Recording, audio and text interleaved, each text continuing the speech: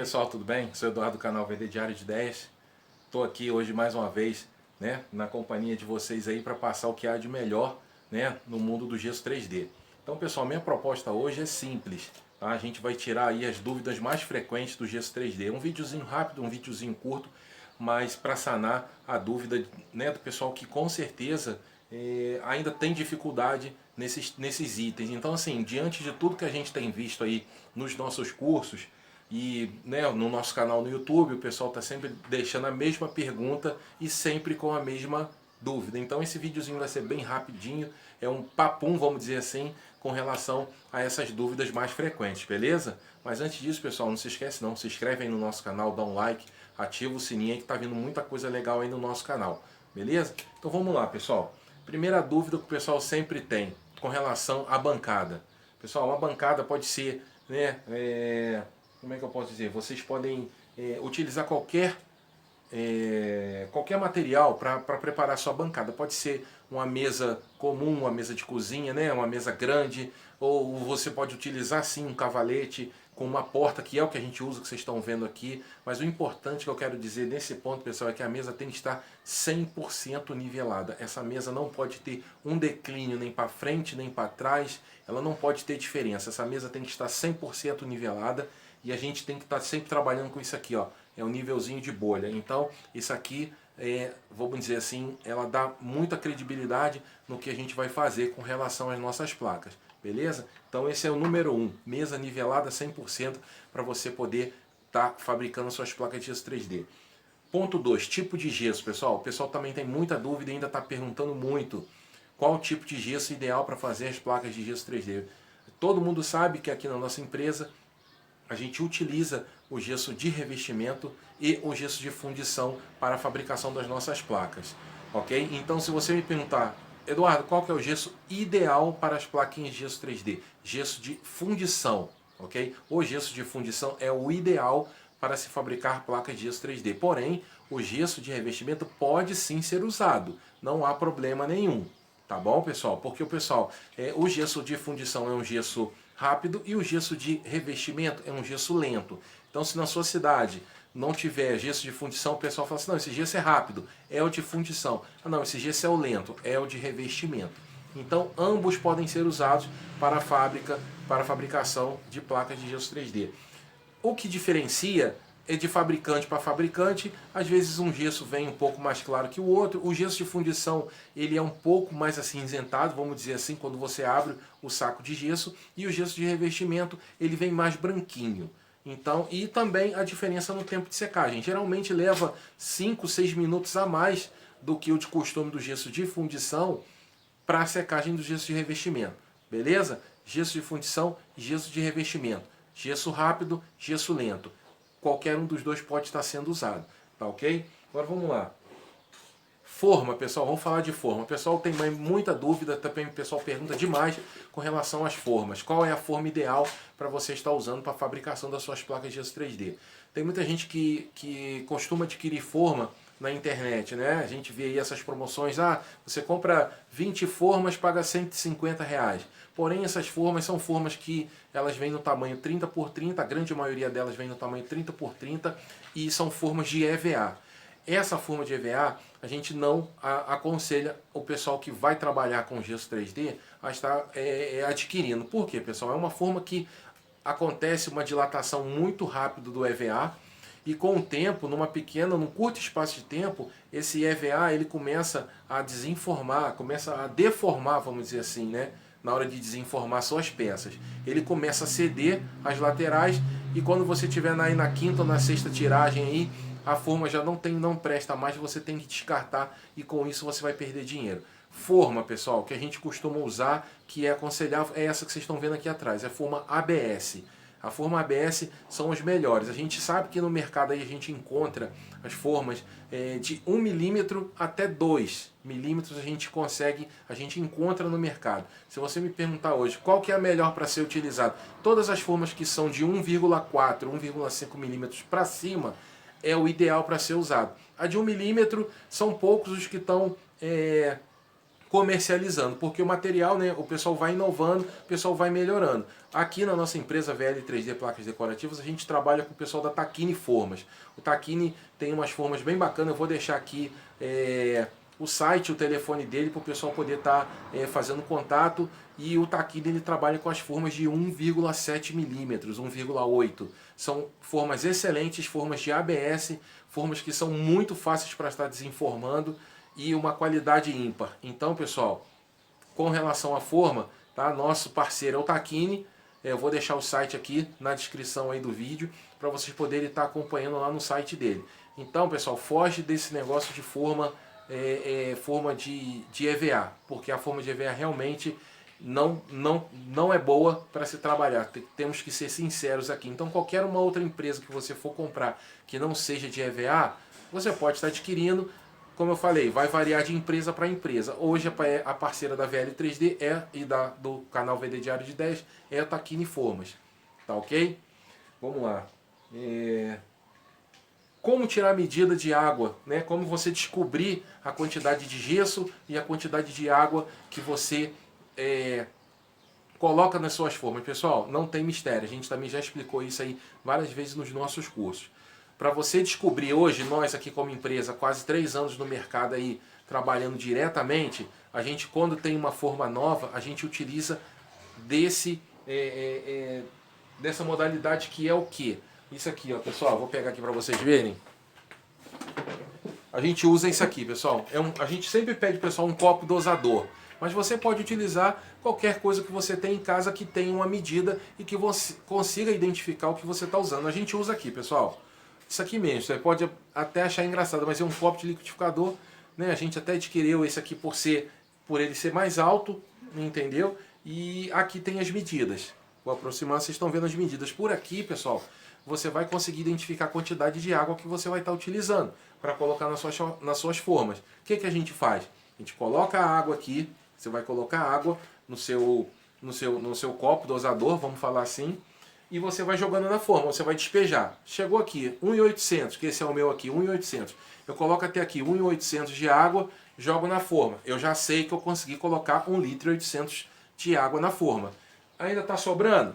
Eu vou lá, coloco mais um pouquinho. Aí coloco mais 1 litro, certo? Coloco mais 1 litro de água e vou despejar na forma. Chegou no limite, pessoal, que a gente sempre fala, para a gente sempre deixar, eu peguei a menorzinha para ficar mais fácil. A gente sempre deixa 1 milímetro da borda, abaixo da borda. Deixa sempre 1 milímetro ou 2 abaixo da borda. Feito isso, eu já descobri que eu tenho a quantidade suficiente para fazer minha forma. Eu vou falar dessa que está aqui atrás, que é a Metrópole.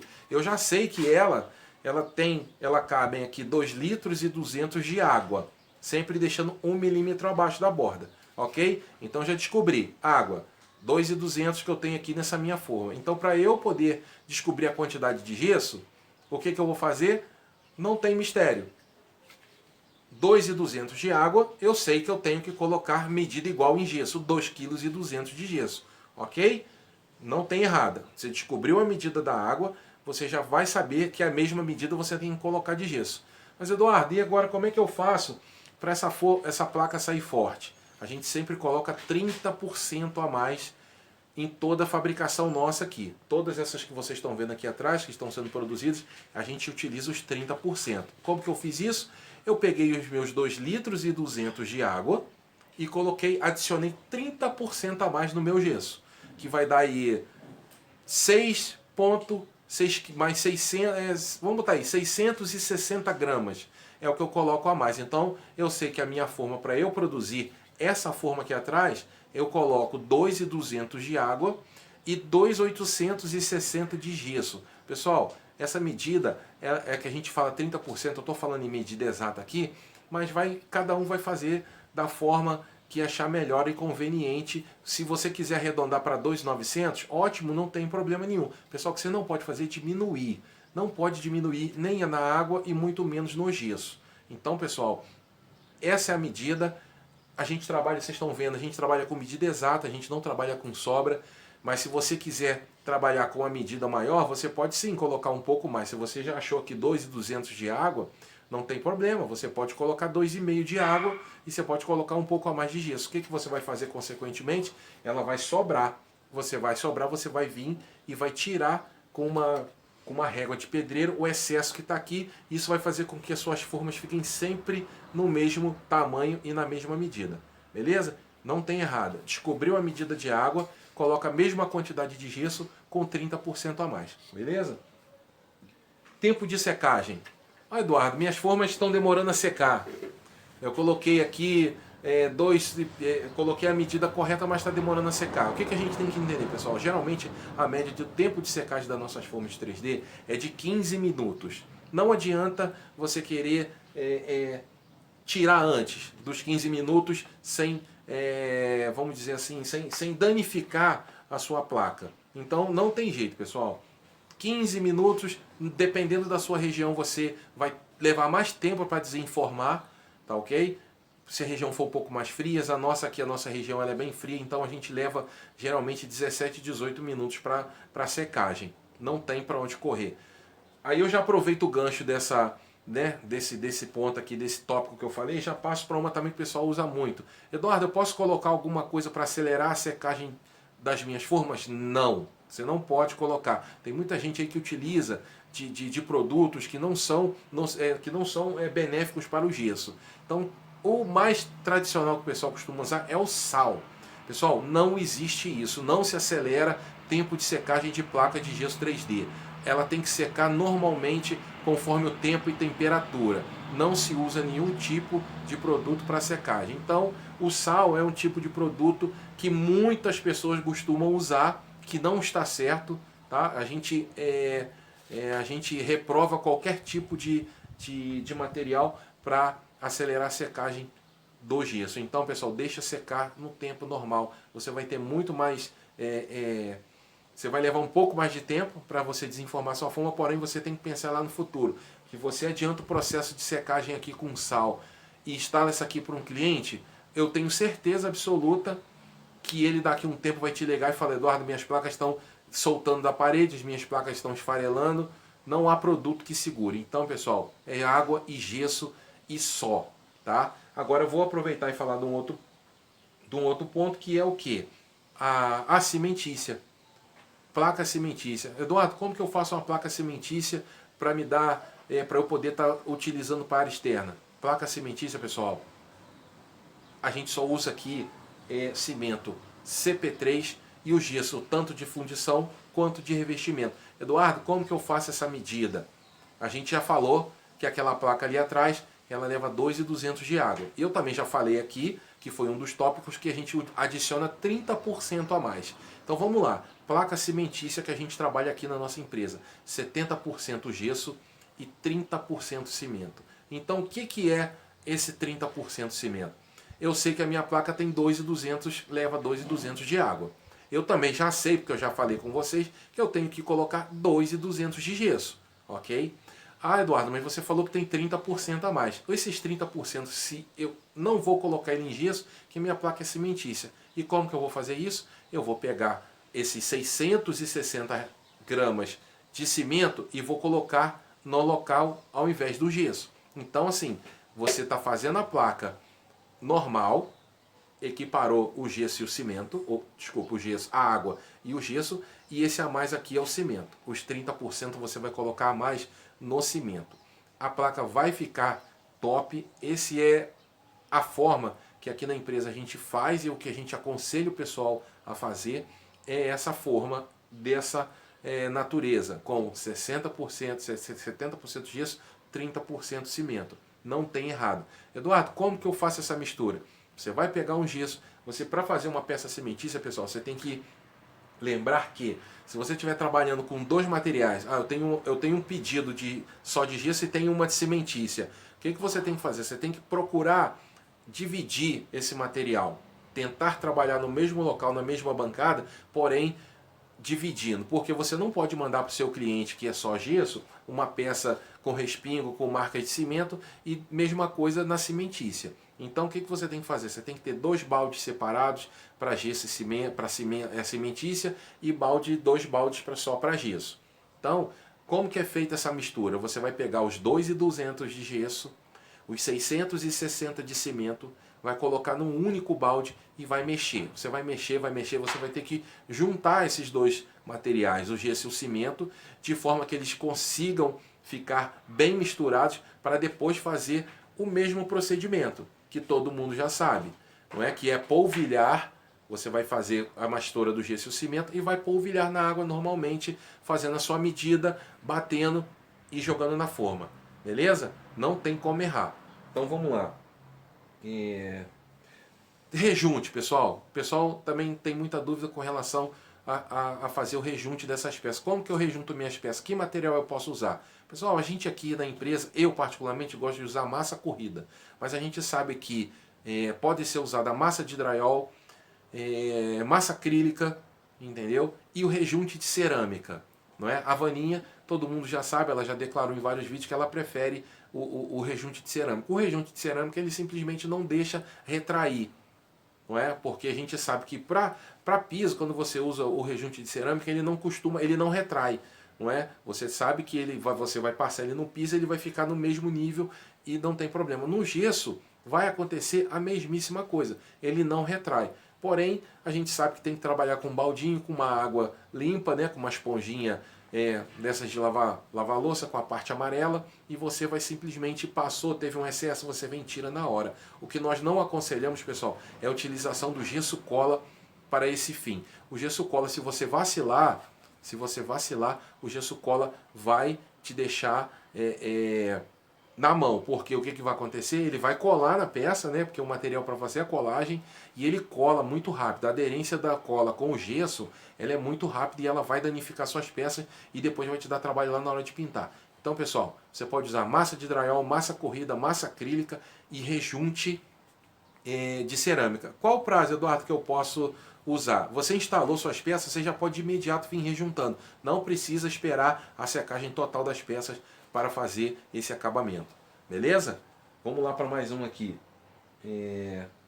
Tempo de secagem para pintura. Pessoal, não tem jeito. Pintura de peça de 3D, você tem que esperar o prazo, que é de 30 dias depois da peça toda na parede. Por quê, pessoal? Se você fizer essa pintura antes, vai amarelar, vai dar mofo e não vai atender a necessidade do seu cliente. A gente já ouviu relatos também de amigos e seguidores e de alunos, podemos dizer assim, que o cliente exige que a pintura seja feita antes. Então, pessoal, a gente não aconselha. Se o cliente quiser que você faça isso, você tem que passar para ele, você tem que estar ciente, e ele também, de que isso vai dar problemas futuros. E você não pode omitir isso do cliente, de repente, para receber, vamos dizer assim, para receber, né, vamos dizer assim, o pagamento o quanto antes, porque a gente aqui, no caso, só recebe totalmente, né, o nosso trabalho após o final do serviço, tá bom? Então, não faça isso. Meu cliente, a placa está instalada, eu vou vir aqui, daqui 20 dias eu venho aqui para analisar, para ver se eu já posso efetuar a pintura, tá bom? Ah, não pode ser antes, não. Infelizmente não tem como. Se eu fizer isso, não vai ficar do jeito que o senhor quer, e nem que a senhora quer. Então eu tenho que aguardar, daqui a 20 dias eu volto para analisar. Se tiver tudo ok, no dia seguinte eu venho, executo a pintura e finalizo o meu trabalho. É assim que tem que fazer. Então, tinta que você pode usar. A gente sempre fala, Eduardo, qual que é o material que eu uso, placa de gesso? Se você for pintar, a gente sabe que hoje, vamos dizer assim, tem vários produtos aí, inclusive a tinta direto no gesso, que ela dispensa o uso de fundo preparador, porque ela já vem com fundo preparador. Então, se você for pintar de branco, você avisa o seu cliente, compra a tinta direto no gesso, porque ela já vem com fundo preparador, e isso facilita e ajuda a gente no nosso trabalho. Beleza? Se não precisar, você compra o fundo preparador, não é selador, pessoal. Você vai utilizar o fundo preparador, vai passar a primeira mão e vai esperar secar por volta de 2, 3 horas. Feito isso, você vem com a segunda demão, você vai esperar também o tempo de secagem, isso vem na manual, na descrição do rótulo vem, você é só seguir ali que não tem como errar, e para depois você vir com a tinta propriamente dita. Beleza? 30 dias, fundo preparador ou então tinta direto no gesso. Se você quiser fazer um trabalho bem bacana, aqui na empresa a gente faz isso. Eu uso o quê? Já compra a tinta direto no gesso, que ela já vem com fundo preparador e eu consigo dar uma camada bem bacana nas minhas peças. Eu passo primeiro essa tinta já com fundo preparador, eu mato esse serviço e se o cliente quiser pintar de uma outra cor, é só eu vir com a outra tinta em seguida. Então é uma dica aí pro pessoal, beleza? Agora, para finalizar aqui, um tema que gera muita dor de cabeça e muita dúvida para o pessoal, que é o que? Quantidade de placa. Quantas placas eu preciso para fazer o meu serviço? Pessoal, não tem mistério. Seja essa placa aqui, pequenininha, vocês estão vendo, seja essa aqui, ou então essa que vocês estão vendo aqui atrás. Pessoal, não tem como errar. Você quer descobrir quantas placas você vai produzir para atender o seu cliente? Primeira coisa que você tem que descobrir é a área da placa. Eduardo, como que eu faço isso? Gente, placa, você vai pegar, vai tirar a medida dela. A altura vezes a largura. Pessoal, não tem mistério, você vai fazer isso com todas elas. Se for essa daqui, a mesma coisa, né? Ela é 6 tavadas, você vai pegar aqui a altura vezes a largura e vai descobrir a área da placa. Feito isso, pessoal, você vai pegar a quantidade de metro quadrado que você já descobriu do seu cliente e vai dividir pela área da placa. Digamos aqui, essa daqui dá 0,16. Se eu pegar 10 e dividir por 0,16, que é 10 metros quadrados, vamos fazer assim, eu vou descobrir quantas placas eu tenho que fazer. Então isso é uma conta fácil, é uma conta que não tem mistério para você fazer e você não vai errar na sua quantidade de placas que tem para atender para o seu cliente. Beleza? Então, pessoal, essas são as dúvidas aí mais frequentes que o pessoal tem. Então, antes disso, eu peço o pessoal aí, se inscreva no nosso canal, dá um like, ativa o sininho aí e vai seguindo aí, porque a gente vai vir com bastante coisa legal para ajudar vocês nesse mundo do 3D. E se alguém tiver alguma dúvida, coisa que eu não falei aqui, deixa na descrição do vídeo que a gente vai sanando essas dúvidas para vocês aí. Beleza? Obrigado, pessoal. Tamo junto.